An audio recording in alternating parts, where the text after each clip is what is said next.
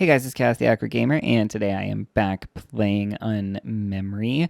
It's that weird visual novel thing. I don't remember what chapter we are on. We did a couple chapters last episode. This episode we are starting on chapter 3. So let's go ahead and get to it. All right, so we have a radio. I can't touch it or anything. It's nighttime. I'm sitting behind the steering wheel of a car. I don't know the name of the street I'm on, but it's deserted. There's no one around. There's only one other car parked a few hundred feet away. The houses that line the street are huge. They look like mansions. All is quiet. I go over the notes I've made. I take a sip of coffee and glance down at my watch. It's not midnight yet. Suddenly someone opens the car door and jumps in. Quick, let's get out of here. The person yells and slams the door. They're wearing a balaclava. Start the car, quick, the cops will be here any minute. I turn the key in the ignition. In the distance, I hear an alarm ringing. I start the car engine, and just as I spot two figures in the rearview mirror, someone else is coming. They open the rear doors of the car and get in. What's wrong with you? They're coming for us. Let's get the hell out of here, they yell from the back seat. I turn the steering wheel and floor the gas pedal. The wheels screech. I straighten the wheel. I accelerate until the car reaches 100 miles per hour. I drive through 2 or 3 red lights. Did we get it? Did we get everything? The person in the passenger seat asks. We sure did, they reply from the back. In the rearview mirror, I can see someone checking the contents of a rucksack. I can't help but look. I can see something, but it's too dark to tell. Step on it, they yell. Get us out of here as quick as you can. Someone turns up the radio. A song is playing. Are we part of this? Are we supposed to be the getaway driver, or are we just carjacked?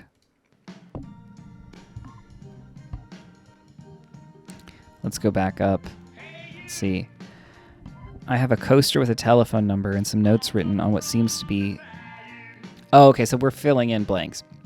I have a coaster with a telephone number and some notes written on what seems to be the instructions for a toy. That was terrifying. Didn't expect that.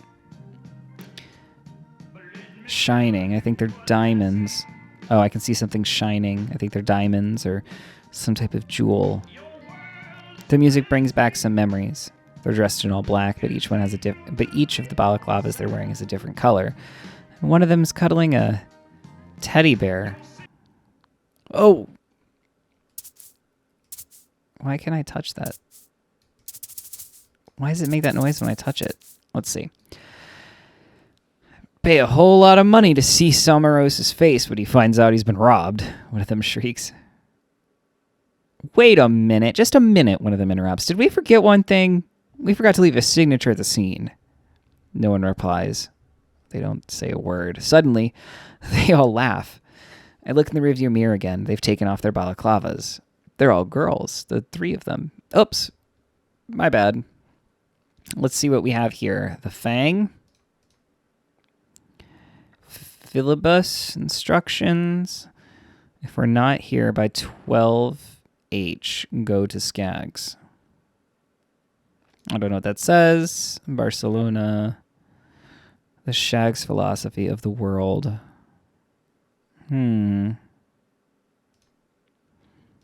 Skags. Cool. I drive for a while, taking us further away from the place. The girl next to me in the passenger seat directs me. We should celebrate, one of the girls says as she takes off her sweater and puts on a t-shirt. Good idea, another one replies as she does the same. Hey, don't look, one of them yells. It doesn't matter, let him look, another says as she puts on some makeup. He'll forget about you sooner or later. They all laugh again. The girl in the front of the car turns to me and smiles.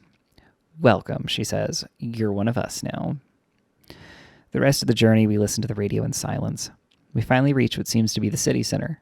I remember the bars and restaurants that line the streets. I park up and the 4 of us get out of the car. The 3 girls and me. They don't look like the same as when they got in the car. Now they're all dressed up and they walk with style.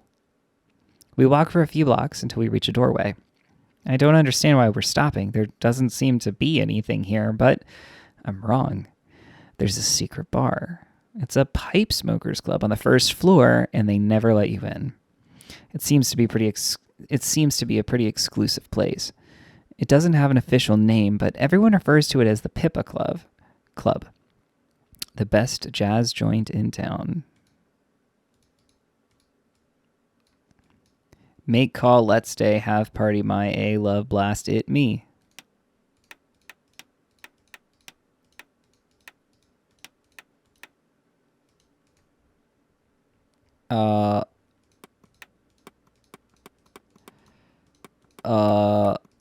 Okay. So there's something I am missing.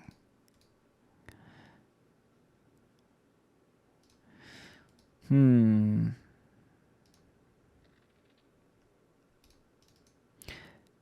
wish I could open this to figure out what I need to do for this fucking bear.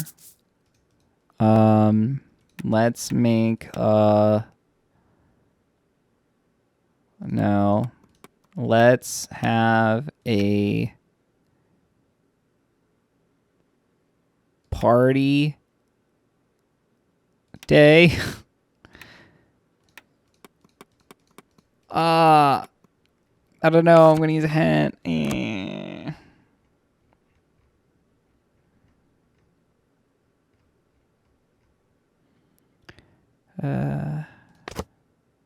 No. I didn't mean to do that. Okay. Never mind. Chapters. Notes. The bear talked more things. There could be some instructions written on a poster. Oh, wait. It says there's something written on the back of a piece of paper. Maybe I need to go all the way.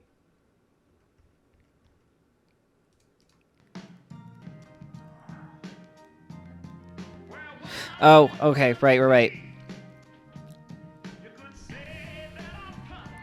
So no one replies. They don't say a word. Suddenly there's a strange voice. I think it's coming from inside the rucksack. It's the teddy bear.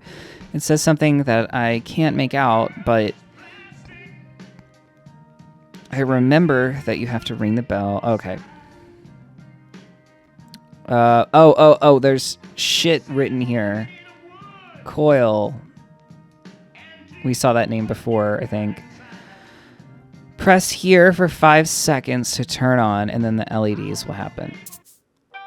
Oh, it worked! Oh my god, that's so cool! Will you be my friend? No, absolutely not. I don't make friends with talking stuffies. Let's have a blast. It's cuddle time. Will you play with me?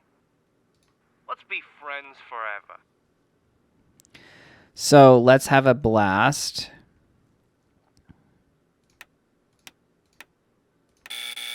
That got me in. That was actually easier than I thought. Sense. We found a locker at the Piper Club with the Baser 43Z on the door. Here's what the notebook says. Listen to this. 3 smokers hold the secret, but only Philibus knows the order. This could be a clue to open the locker. Do you remember who the 3 members are? And who's Philibus? Philibus. Is Philibus the bear, maybe? I'm leaning against the bar. She orders 2 beers. We're celebrating, she says, and hands me one. It's a 1906 Reserve Special, she says and winks. She has long hair and a fringe.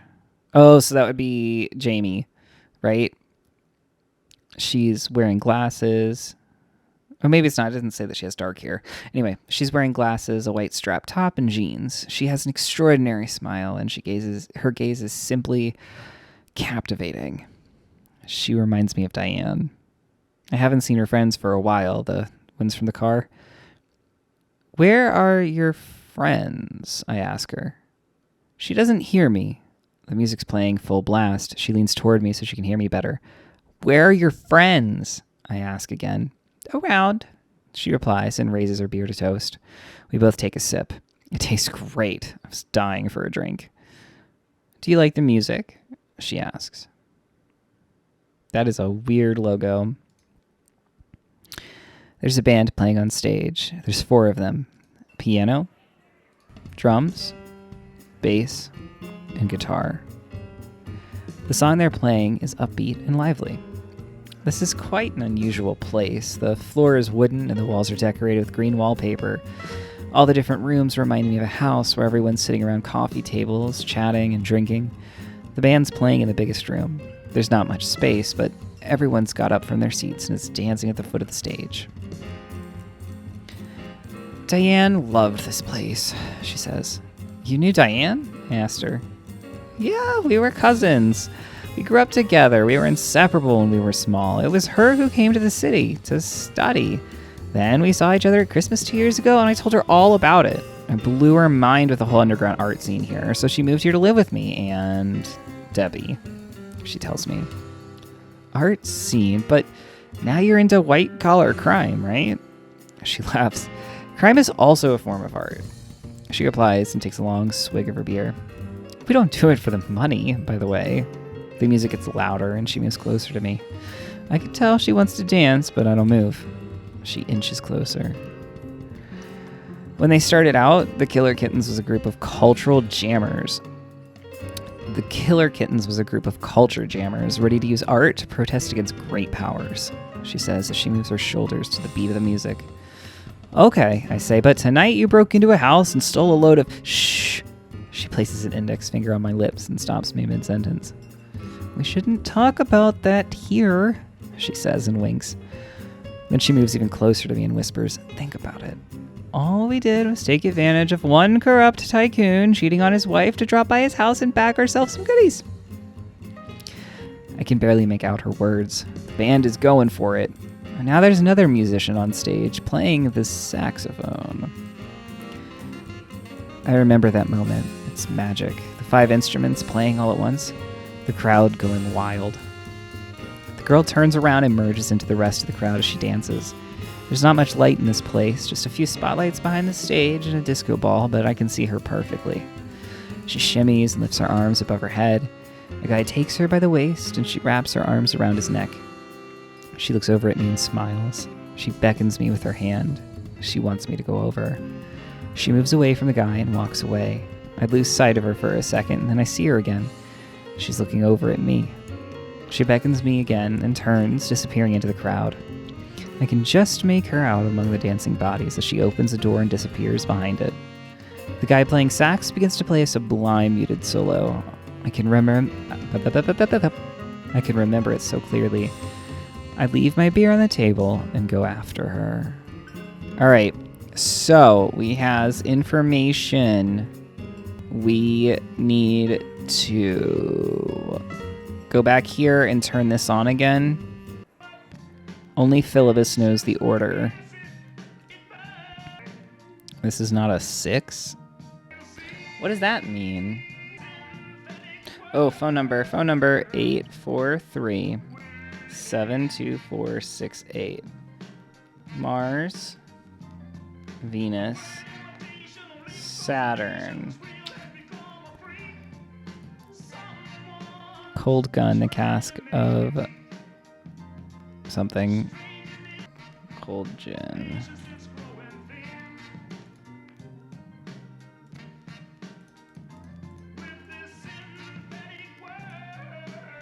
All right, we're gonna talk to Teddy again. It's cuddle time. Will you play with me? Let's be friends forever. Let's have a blast. Let me turn that back on again. Okay, so this changed.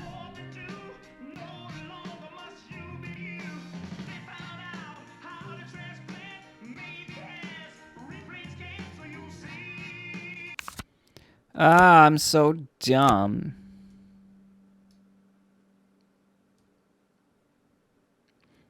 Or things, there could be some instructions written on a poster. Now I remember there are some dice in the paintings.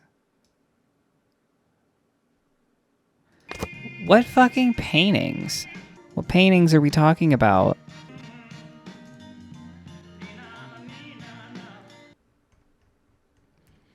Paintings.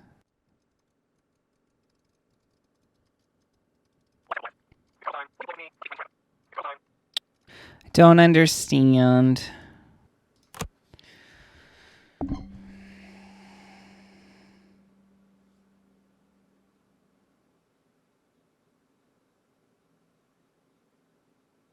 Okay, so I am going to confess I looked it up on a walkthrough website for this part because I couldn't figure it out. So what you're supposed to do is you're supposed to turn all these on, like we did, get to sax, and then it says that it was playing a muted solo. So we turn those off, and there we go.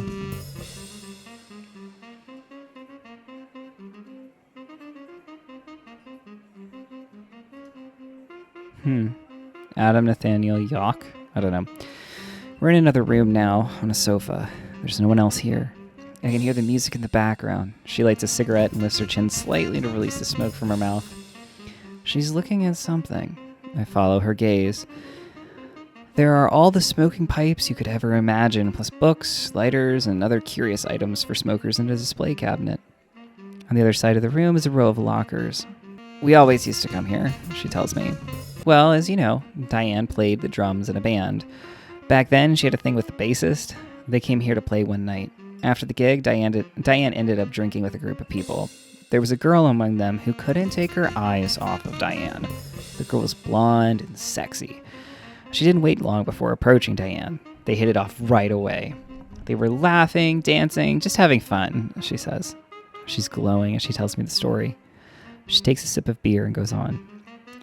Well, the concert ended and everyone left. Only a few stayed behind. The owner of the club, the group of people Diane was with, the guitarist, and the blonde girl.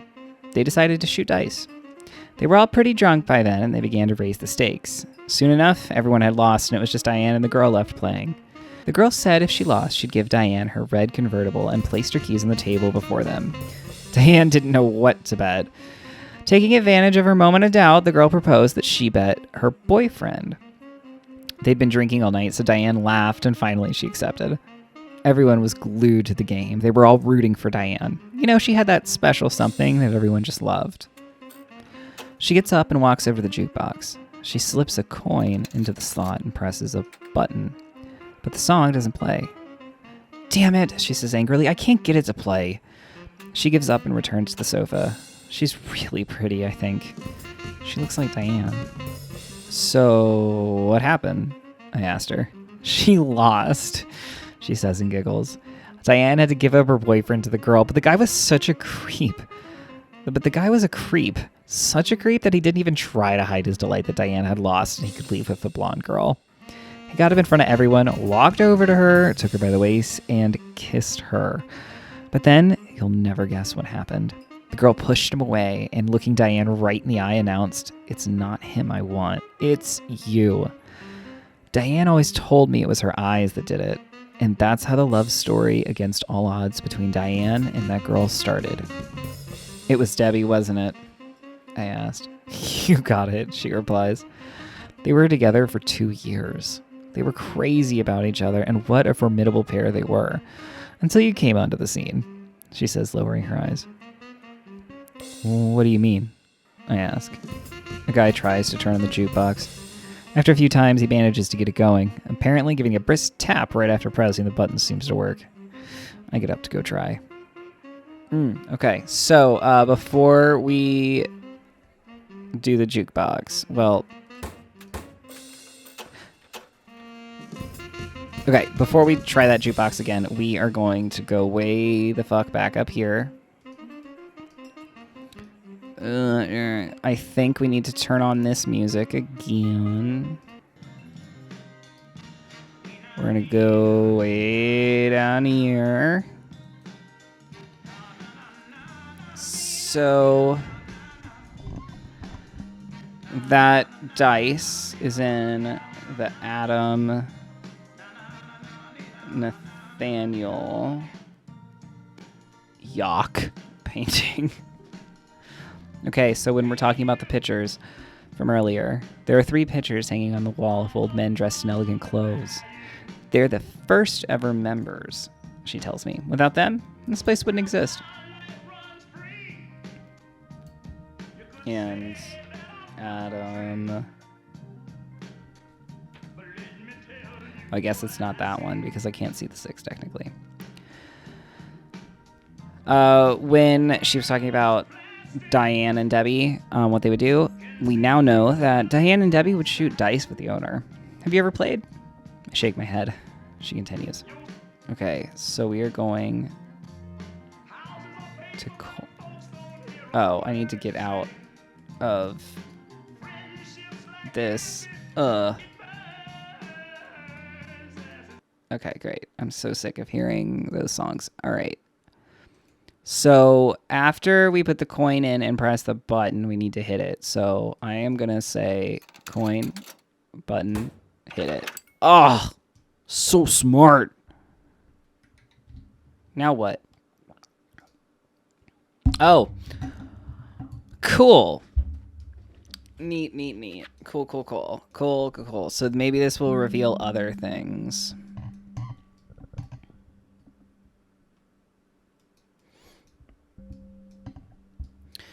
As I head back over, I glance at the portraits of the founding members of the club. There's a colored diagram behind each of the old men. What are those dice? I ask. She doesn't reply. She's standing by the lockers. She crouches down in front of one and enters a combination. The locker opens, and in one swift, subtle movement, she takes something out and tries to hide it. She stuffs it into her pocket. What's that? I ask her. They're lockers, she replies. She seems nervous. Each member has one. We do too. It's one of our debasers. Debasers? I ask. Yes, they're small hideouts, she answers. We've got a few around the city where we hide things. Debbie has a list of them in her notebook, she continues. Come on, let's get home. I'm talking too much, she says. She puts on her jacket and takes my hand and leads me out of the... I'm assuming the is the next. Ah! Oh, God, that scared the shit out of me. That's good. Now we have the paintings of the old guys. But we're missing something. If we're going to open this debaser, we need the exact order. Did Philip say anything else? Can you remember anything He else wants about to that cut her. girl? No. Just that I think I want to fuck her, apparently. Not me, the character, obviously. Obviously.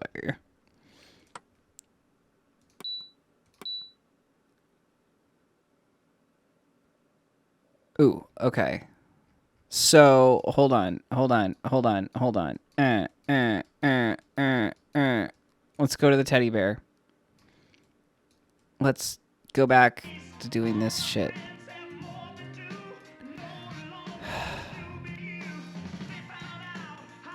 Oh, maybe I don't need that. So I'm wondering if it is the order that the stuff plays on him. That doesn't make sense, though. We'll come back to that. So Diane was a killer kitten? I ask. We're in her bedroom. There's a bed and a small desk. It's quite untidy. There are many electronic devices. Some of them have been taken apart. There are also several posters on the wall of what look like music groups. There's a bookshelf stacked with books and a corkboard covered in photos and paper cuttings. She takes a vinyl from its case and puts it on the record player. I look at the corkboard. She replies, but this is also secret, so I guess now I'll have to kill you? She says mockingly. She grins and points her fingers at me like a gun. A newspaper cutting pinned to the corkboard catches my eye. It's about an artistic stunt pulled by the mysterious killer kittens.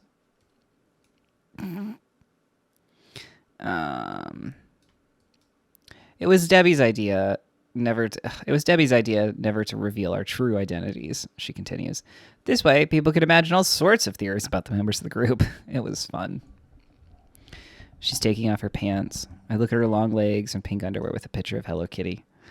Then she takes off her top and her bra. She grabs an oversized t-shirt from the drawer and pulls it over her head. She turns up the music and walks over to me. She stands by my side and tries to figure out what I'm looking at on the corkboard.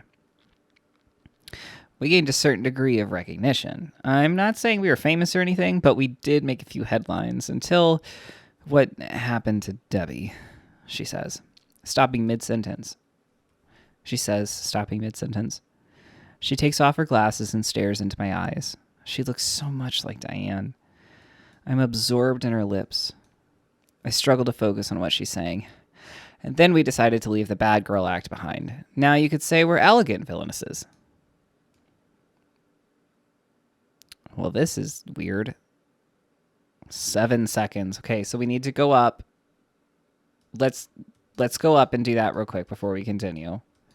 So we are going to hold the Teddy's tummy for Philibus's tummy for 7 seconds.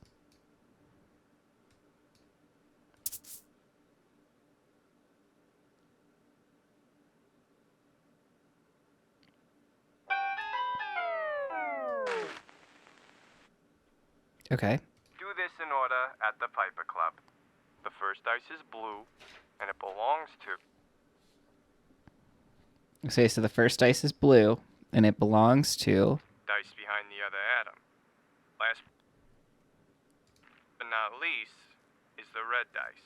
Diamond, part of its head. Next comes the green. I don't understand what the last part he said was. So, blue, red, diamond, green? Okay, I don't really understand how that's going to help me with this thing, this debaser. Are these different colors? No, they're not different colors. We'll come back to it. At that moment, she turns and walks over to the bed. She flops onto it and says, "We're going to help you find Sam Roast. We're going to kill him after what he did to Diane. Don't worry. I also want to get revenge. He deserves it. Isn't that right, Philibus?" She says to the bear. "This is Philibus. I can't sleep without her," she confesses. "She's a good bear. Aren't you, Philibus? But she also has her dark side. She's like us. She turns bad. So bad." I sit there in her room listening to her. I watch her as she falls asleep listening to the song. "Good night," she says with her eyes already closed. I knew it was Jamie. Let's scroll back up, see what changed. I don't think anything up there is going to be changed. I'm distracted by the instructions for the teddy bear. This changed. Cinema's first lesbian bad girl. Okay. Until what happened to Diane, she whispers from behind me. Being behind bars is tough, but what's tougher is getting out and finding her girlfriend with... Oh, shit. Okay. So Debbie and Diane were together. Diane went to prison. And while Diane was in prison, Debbie hooked up with us, the dude. That is being talked about right now. Teddy bear had strange-looking eyes. You have to press the right button to see it, then she'll tell you all her secrets. Well, that's interesting. That changed, too. Huh.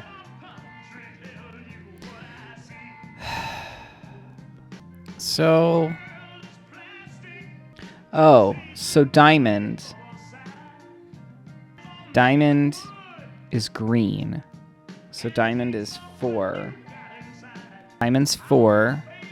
I think it's Keith is red. So Adam's red, which is 3. Blue is 6. So 6, 3, 4. How the fuck's that supposed to help? 6.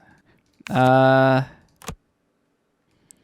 no numbers on the locker. I need to look carefully at the dot patterns on the dice.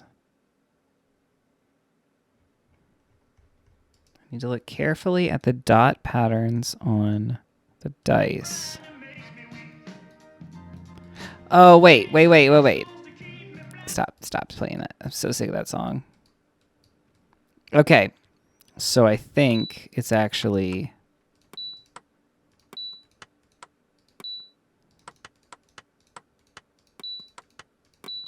That was it. Did it open? So 6. Oh, and then 3. a 3 on dice. You'd think I know this because I play D&D, but I still have to like count the dice because I still can't remember what they look like. So a 3 is diagonal, and then a 4 is just the corners. So diagonal and then corners.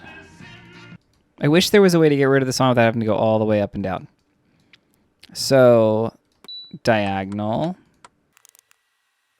Maybe it's diagonal the other way. Maybe it's not that one. Maybe this is the one that's 4 and I wrote it down wrong. Okay, so I think I just wrote them down backwards. This one should be 3. Yep. Did it. Good job. Here, we have another card. And a DVD with an address on it. We should go check out that place. What do you say? Okay, 8 Ball Tattoo Studio. Interesting.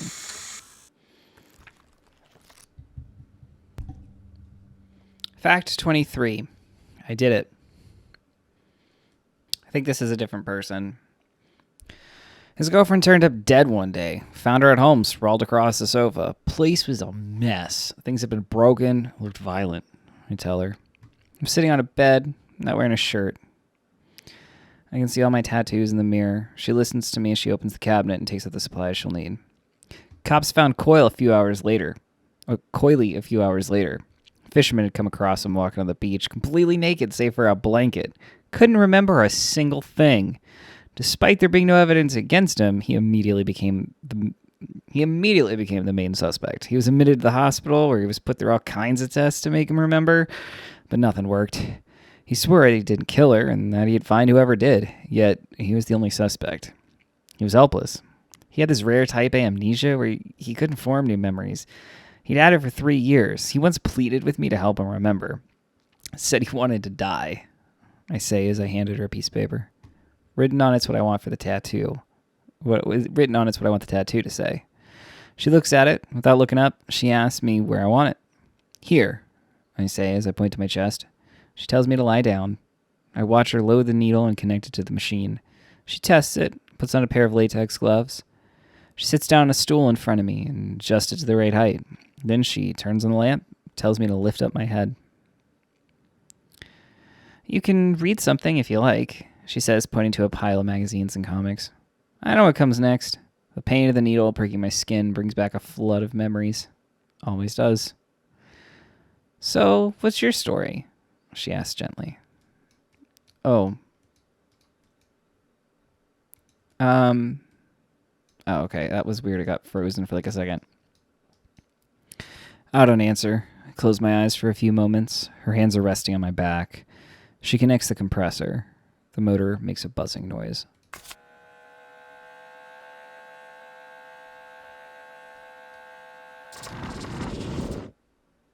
The tattoos. Yes. Maybe they hold some kind of clue to help us understand this. Listen. Pirapo knows. Don't forget to feed him in the right order. Pirapo knows. Is it another bear? Who's Pirapo? Please, try to remember. Pirapo. Parapo. Oh, Lord. I am spiatable mid. Okay. The O where. Oh my God. J.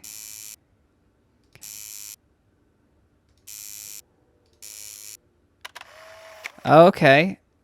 Jay killed her. Wait a minute.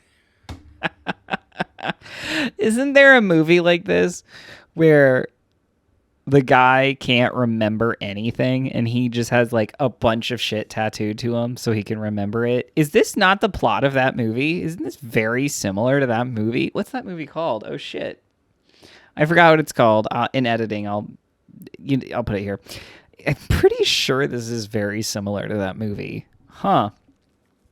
Weird. So I guess the guy that was getting tattooed is Eddie, maybe. I don't know. Okay, let's scroll up and read this bitch.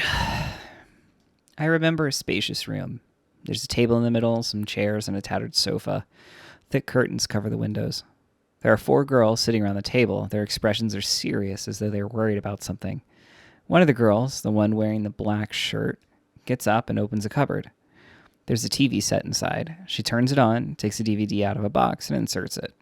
She tosses the remote control to the girl who's wearing glasses. No one says a word. They all turn to look at the screen. The TV turns on. The shots on the screen show people in various rooms from different angles. The video seems to have been filmed with a hidden camera. The date and time appear in the corner of the screen, though I can't remember them exactly. The quality isn't great, but I can just about make out what's happening. It's a party. The guests are dressed to the nines in black suits, black dresses. They're dancing, drinking, and having a good time. I remember some pretty hostess standing out. I remember some pretty hostesses handing out glasses of champagne to the guests. There's also a dancer with a snake wrapped around her neck. She's standing on the sofa in front of a group of men and women. The girl wearing glasses presses a button, and the video fast forwards, making it almost impossible to see what's happening. "There, stop," says the girl in the black t-shirt. "There he is." The video freezes. Right in the middle of the shot is a tall man in a tuxedo. His shoes glitter with jewels. "That's him. That's the one with the shoes," she says. "That's Jay Samarost." Jay Samarost. He murdered Diane, and that's a fact, not a memory. I have it tattooed on me. He's the killer. "Check out that guy behind him," she says. "That's his bodyguard, and so is that guy there, by the door," she adds and points him out on the screen. Still, no one says a word. "Press play," she says. "Let's see what happens next." On the screen, the man crosses the first room and enters the second one. It's bigger and filled with more guests. He stops as he steps to the door. The bodyguard with him also stops. He looks around. He's looking for someone. The guests are standing around, sipping their drinks. On the other side of the room, and next to the small bar, is the girl. Standing next to her is a man also wearing a tuxedo. He whispers something in her ear. She laughs. "There I am," she says. "Keep going. I think he's coming over now." And that's exactly what happens. Samaros walks swiftly towards her in his diamond shoes and shoves the guy in the tuxedo to one side. The guy's reluctant to leave, but when he spots the bodyguard, he walks away without putting up a fight. Now Samaros is standing right in front of the girl. Now Samaros is standing right in front of her. The girl attempts to walk away, but he grabs her by the waist and corners her between the bar and the wall. He points a finger at her threateningly. "Look," she orders. "Right there. This is when he grabs me and threatens me. He tells me that he knows it was us, and now," she fast forward through the shots, "he grabs me by the neck and tells me he's going to kill me if we don't give him back the jewels." On the screen, 2 men have realized what's going on, and they walk over to Samarost. He sees them approach and lets the girl go. Before he turns to leave, he takes his finger and slowly traces the cleavage of her dress. He smiles. "If we're going to take this guy down, we need to know everything about him," she says firmly. "We need to know what he's doing, where he is, and who he's with." "But we've never killed anyone before," the girl with the remote interrupts. "Maybe blackmailing him's enough? I'm sure we've got some stuff on him that he doesn't want anyone to see." This doesn't work. "It won't work," she says. Just like that thing up there. "We're talking about Jay Samaros. He's a gangster, the most hated gangster in the city. He's not married. He has no family, no friends. A video of him fooling around with some girl at a party is not going to work with a guy like him. If we don't kill him, he'll kill us. He's already killed one of us," she insists, looking around at us all. "Anyway, that's why you're here, right?" she says, looking directly at me. "Isn't that why we got you out of the hospital?" Everyone's looking at me. The girl holds out a gun and says, "You're going to help us kill him. We're going to avenge Diane." When everybody was looking at him, the girl with the remote, holding the remote, walks over to the cabinet and locks it. She places the key inside a book on the top shelf. This is creepy.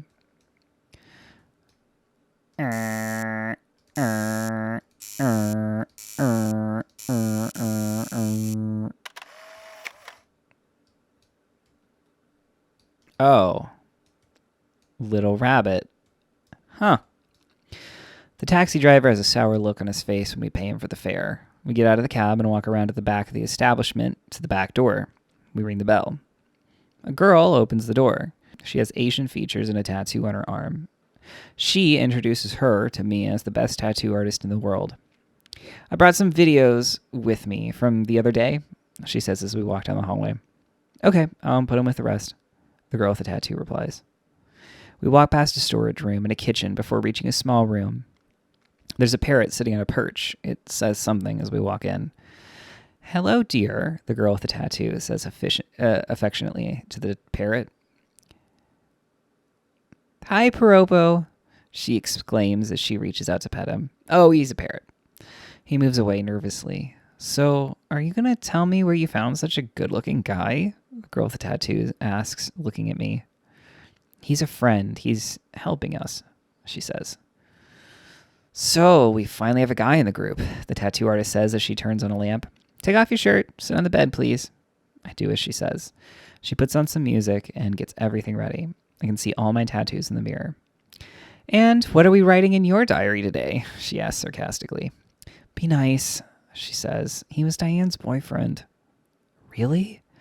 Poor girl. She didn't deserve what happened to her, she says as she puts on a pair of latex gloves. Diane was adorable. Shame she never wanted a tattoo. I'd have loved to ink her up. She was gorgeous. I don't know who could do a thing like that. And what about you? How are you holding up? You don't talk much. He has memory loss, she jumps in and replies for me. Every now and then he forgets something. He forgets everything. That's why we're here, to help him remember what's most important. Then she looks at me and says, I'm leaving you in good hands. Trust me. I'm going to take a walk. That's a fake bird. She gets up to leave. As she walks out... Debbie? Kim? Little rabbit? Little rabbit? Jamie? Play?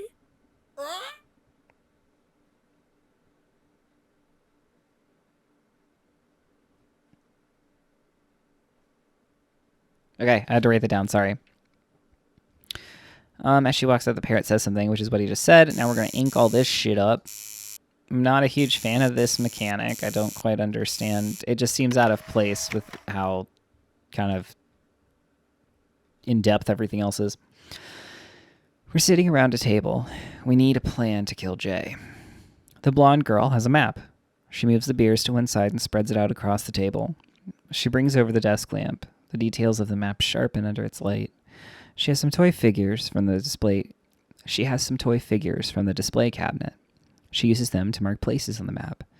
She gets up from the table and goes to sit on the sofa at the back of the room. Then she starts to speak.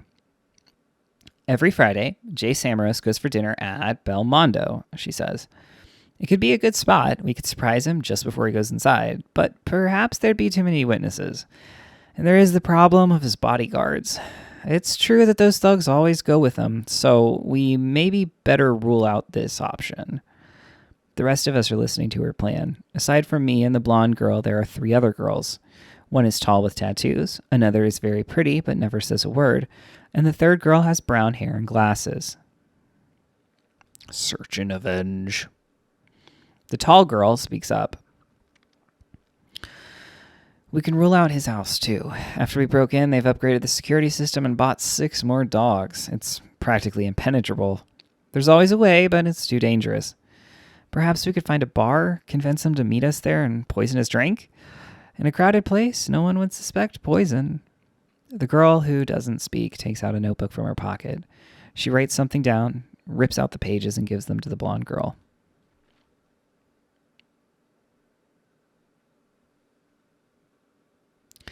Okay, there's some sweets, a cassette, from a recorder, it looks like. Thing for hats, notebook, key to a hotel, and another notebook that says, Little Rabbit's wrong, Samaros never drinks in public. The blonde girl reads the note, but she doesn't seem to understand it. The girl with the ponytail gestures for her to turn it over. That's better. It was the list of what Priopo can eat, she says and gives a faint smile. It's true, it wouldn't work. Samaros never breaks that rule. her eyes fixed on the map. After a few seconds, she suddenly suggests, "And what about if we catch him at one of his joints? According to the list, Samaros drops by once or twice a week." The girl with glasses stands in front of the table and contemplates the map, deep in thought. "Another option would be the casino," she says, pointing out with her finger. "But there's only one exit. If something goes wrong, we're as good as trapped." "What about the airport?" the girl sitting on the stool asks. "Samaros has a private jet. We could attack in the lounge or hijack the car that takes him to the runway." No, it would be crawling with cops," the blonde girl argues. "I think the best thing would be to set a trap." She looks at the map again, deep in thought. "Jamie," she says, "pass me the cigarettes. I need to think." As she takes the packet of cigarettes from the table and throws it over to her, the girl who doesn't speak grabs a glass jar filled with candy. She opens it and offers me some. Suddenly, the parrot says something completely incomprehensible. The tall girl turns and whispers something to him. She promptly gives him some fruit, seeds, and candy. Then the parrot says something again.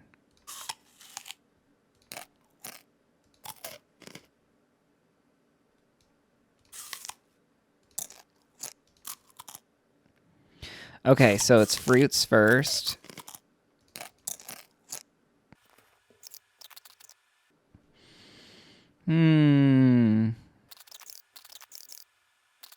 Okay, we'll come back to that.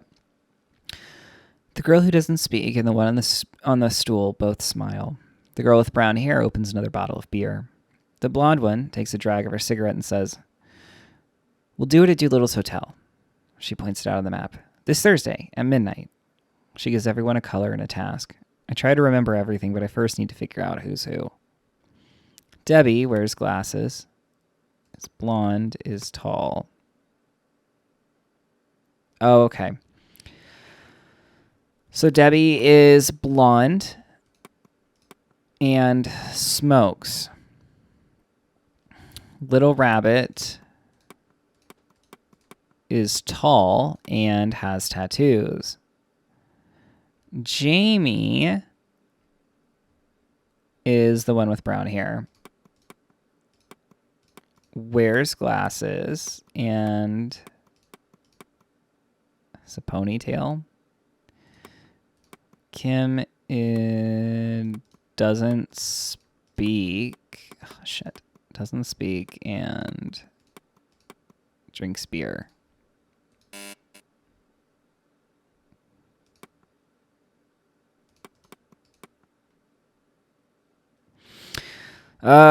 So I got those two right. Kim.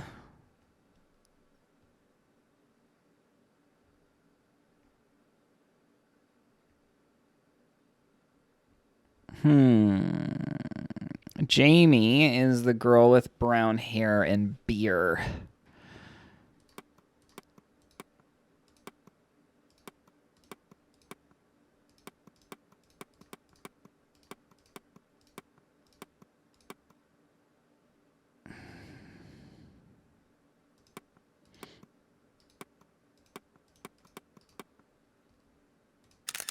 Got it. That's right. Yay.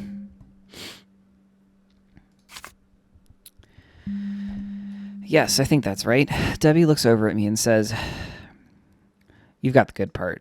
You're going to have to pull the trigger, but don't worry. We'll be there to help you. Got it?" Then she adds, "Kim, record all the instructions so he doesn't forget. Then destroy the evidence." She looks at the others like the cat that got the cream and announces, "Ladies, we have a plan." They look at each other and nod. I go over my notes and write down the details to try to remember them. Jamie opens another beer, Little Rabbit feeds the parrot, and Kim picks up the newspaper. Wow, that's a lot of money.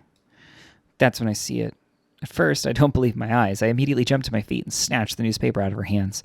I spread it on the table so I can see it better. Damn it, I don't believe it. My face. But how? On the front page of the newspaper? The police are looking for a gang that stole diamonds at a film festival, and my face is right there on the goddamn front page. I'm the main suspect. Shit. Don't worry. You're safe here. You can trust us. Look. We found this cabinet at the tattoo studio. It's the Baser 91K. Do you have any idea on how to open it? Nope. Maybe there's something on the DVD. Let's watch it. Can we watch it?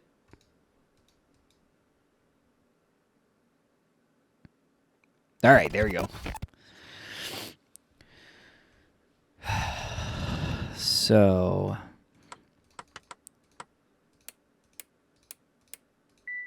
okay. So we need to figure out what we're feeding the parrot.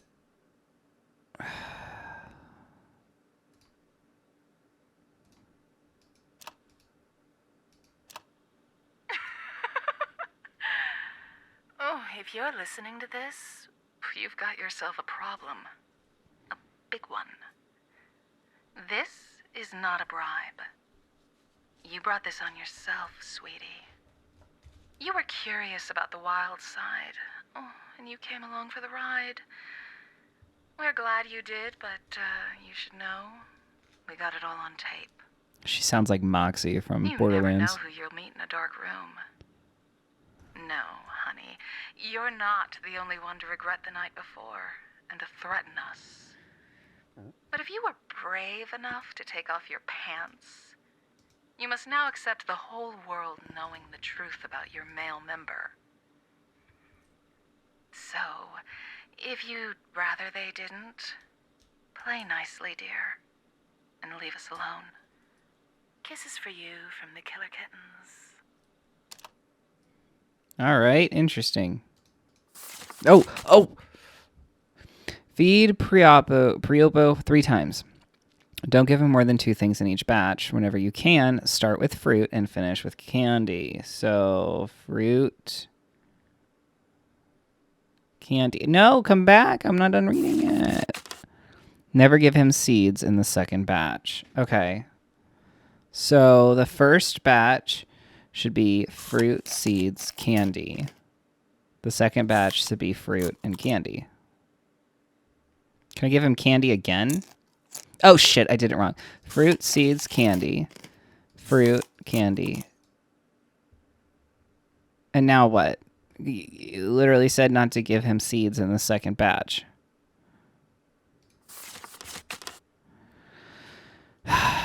Okay, wait. So we're going to give him seeds twice in the first batch. So we're going to go fruit, seeds, seeds. We're going to go fruit, candy, candy. I don't understand. I'm going to have to Google. Well, wait. Let me look at the hints. Oh, 3 times. Oh my god, I'm an idiot. Okay. So 3 times. So he's going to get fruit,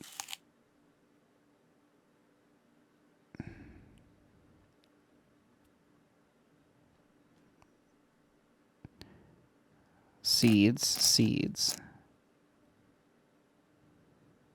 fruit, candy. How the fuck do I do it 3 times?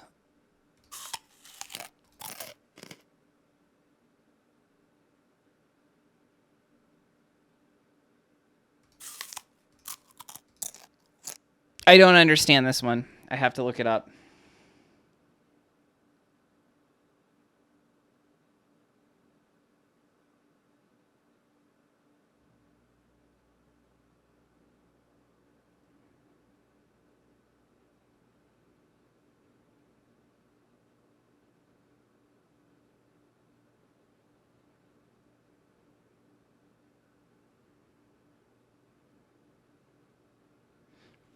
Okay, so I feel like I did this already, but we're going to do it again. So it's fruit, seeds, fruit, candy, seeds, candy. The severed head, Satanus, the Spectre, the Poisoner, and the Thundermaster.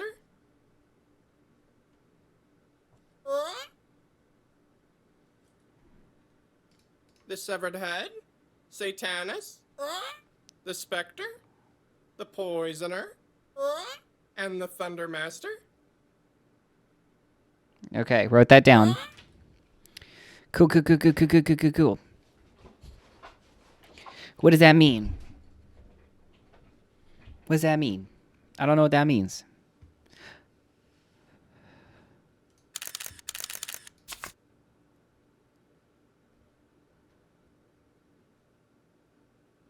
All right, so I got that. I got the parrot.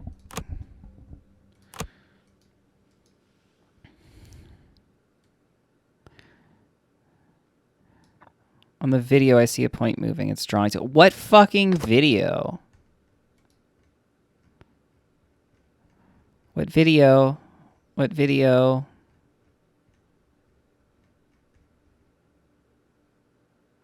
Debbie? Kim? Little Rabbit? Little Rabbit? Jamie? Play? Oh, there it is.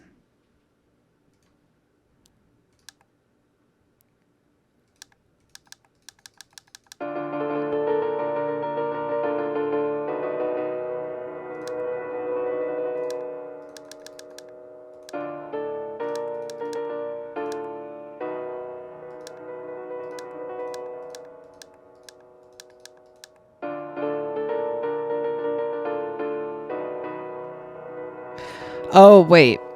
I think that is... I'm going to have to do the directions from the map or something.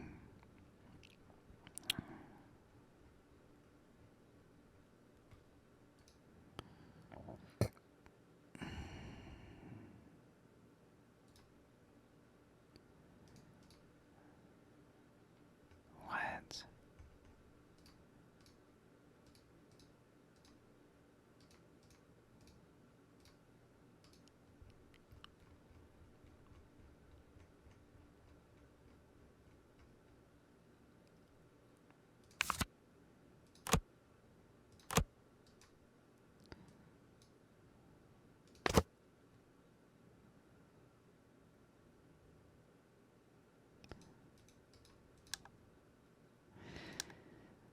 I don't see a point moving anywhere.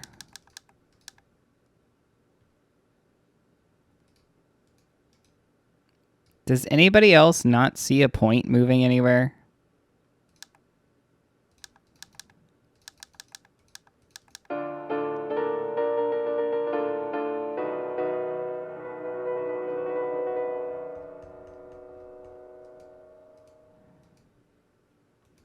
I don't know what that meant.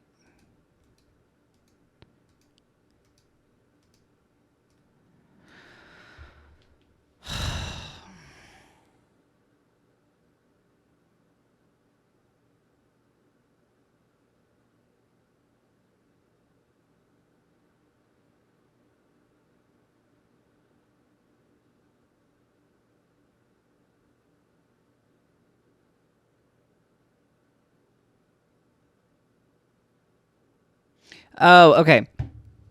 So when the first time the parrot spoke earlier, if we go to a flashback of that, Debbie? he was just naming off the names Little of Rabbit? the women Little involved. Rabbit? That is actually Jamie? Play? the order that we put them in by their color. So he had said Debbie, Kim, Little Rabbit, Jamie, Play. So what we do is we find out what color is for which woman, which we did after figuring out that puzzle down there and identifying which woman went with, which color when the dude was talking. So it will be red, pink, orange, green, Play.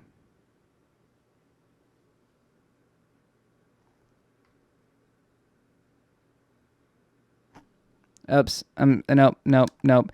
It's I forgot to do that one twice. Red, green. No. Red, pink, orange, green, Play. Okay, so then the second time we heard the parrot talk, he gave us that weird order. He said the severed head, Satanus, the specter, the poisoner, and the thunder something. So we are gonna do the head.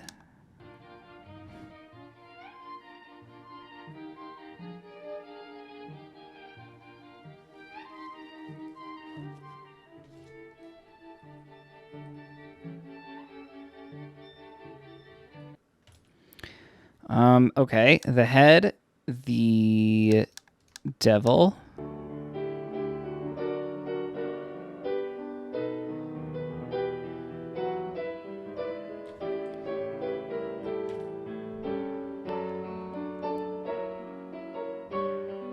I think those are letters coming across the screen. The specter,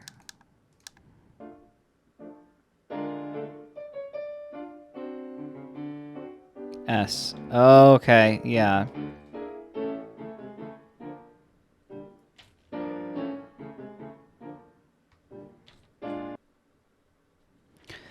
And then the poisoner.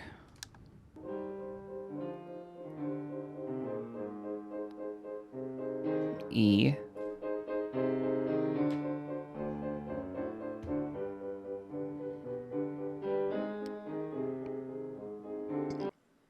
And then the Thundermaster.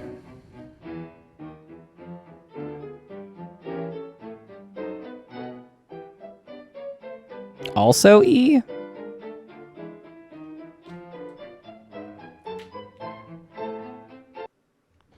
So now we're going to go all the way back down to the bottom. We are going to put in N, E. Some of these I might have wrong because I could be off about them. S, E, E. Okay, so this one might be W, E, S, E, E. That was it. Yeah, I couldn't remember if the first one was N or W. They look similar. Don't you see? Each debaser leads us to the next. It's like someone is telling us something. But wait a sec. What are those cards for? The